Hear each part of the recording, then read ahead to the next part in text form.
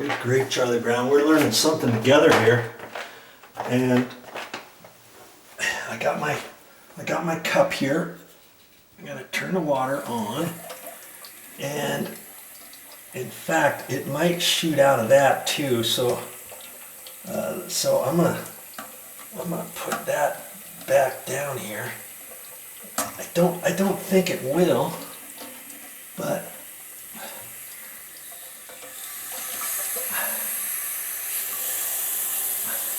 yeah, see, okay, that water's just shooting down there. Nothing, I just don't understand it. I just don't understand that. Obviously this has a different type of little gasket. Maybe it's something internal. I've shut the water back off. Okay, I'll get the light back on here. Okay, so we can move forward with this. Okay. All right, so we're back with the cap. Now remember, the directions said to do all that, but it did say just to check to see if there was anything in there, any debris or anything. Now when I read those particular directions for the brand new install, it doesn't say anything about pulling the cap off.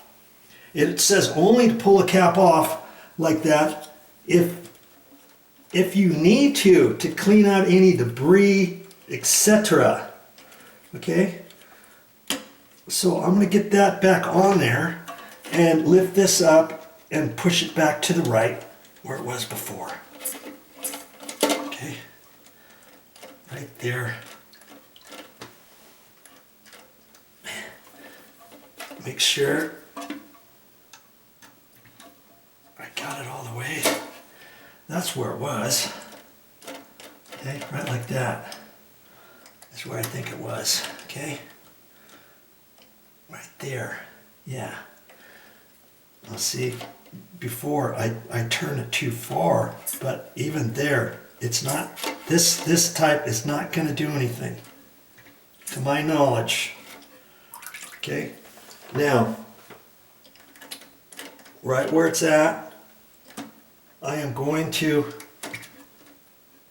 yes, isn't that different? This one slightly different than the other one. That is like that, okay? And so right there, I should be fine. I'm going to turn the water on now. I'm going to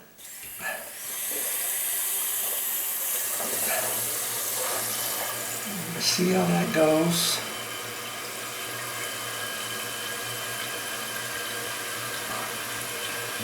Okay, and it's refilling.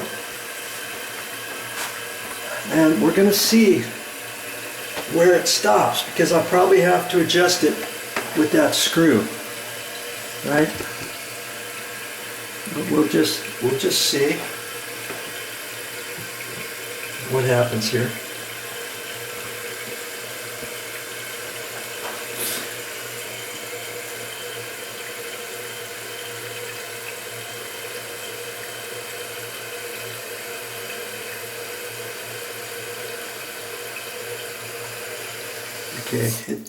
Okay, I got about 1 inch and a quarter or so. So I wanted 1/2 inch, and I should have looked at this before. Generally, most of the time there'll be a mark on the side somewhere. Okay, this one might not have it. The old ones used to have a mark right at 1 inch. Let me get the old one and let's see. Let's see. Oh. I don't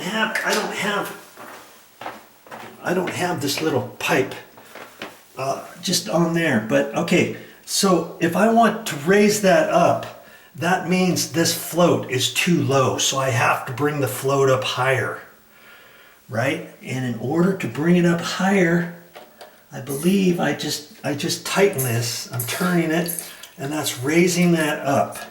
And so it's just going to be a little trial and error, and I wouldn't trust that all the way, because see, as I'm doing that, it's raising that I'm going to have to give it a flush, and I'm not even going to let it flush all the way. I'm just going to push the flapper back down. Okay. Manually push the flapper down so that I only have to fill half of this up, so I'm only wasting half that water. And incidentally, this could be a good time for you to replace your flapper, but my experience is, hey, if it's not broke, don't fix it. You know, this flapper could last many more years. Worst case scenario, if it doesn't, give me another chance to make another video on replacing the flapper. But I have those on my YouTube channel already. Okay, so now I got a little bit over a ½ an inch. And I'm pretty good at eyeballing. But if you want, you can take a tape measure and you can measure that. And I'm at 3/4. Okay, so I can turn this a couple, maybe 4 times and see nothing's happening until I let some water out to get it to start filling up again. And then if I think this time is good, I'll do another full flush and see how well that is. Okay, it'd probably be okay at 3/4 of an inch. Like I said, years ago, I used to leave it 1 inch because all the directions would always tell me leave it an inch. Now maybe after years of time, they've gotten too many complaints. Hey, my toilet's not flushing. I feel like I have to flush it more often than not twice. And so they said, for the sake of argument, let's raise this up a half an inch, and we'll let people do it that way. ½ inch of water spanned over this entire area is not very much water. Okay, now I got closer to an inch. See, I'm about 5/8, and I'm good with that. I'm gonna leave it because, like I said before, I was at an inch. In fact, I know this particular toilet will flush fine with a little less water. So if I want, I can back it off, just 4 more twizzles. And there's a definite little click, click, click. Okay. You remember last time I did 4, it moved it from 3/4 to that short 5/8 that I just had. So at this point, it should be 3/4, and we'll see. Okay. It seems to be working fine without that cap. that was kind of odd. That was very odd because I was surely expecting that rubber gasket. Okay, and see now if I hold it there, I'm right at 3/4. Okay, so I wouldn't have it lower than an inch, because then maybe you're finding, yeah, son of a gun, I'm having to flush twice, and you raise up your toilet lid, maybe you're down 1.5 inches or 1 3/4, 2 inches. No wonder your toilet's not flushing all the way. So then you know how to adjust the float now and raise your water level up a little bit. Okay, so now I'm going to give it a full flush, and I checked this nut to make sure it was tight when I started. It's always good now that you're working on your toilet. Look at this nut. If it's loose, you can tighten it up a little bit, or anything like that. Take a look at this, and I'm going to say everything's going to be fine on this go. But I always like to do a full flush at the last after making adjustments and tweaks and all that. You see what I mean?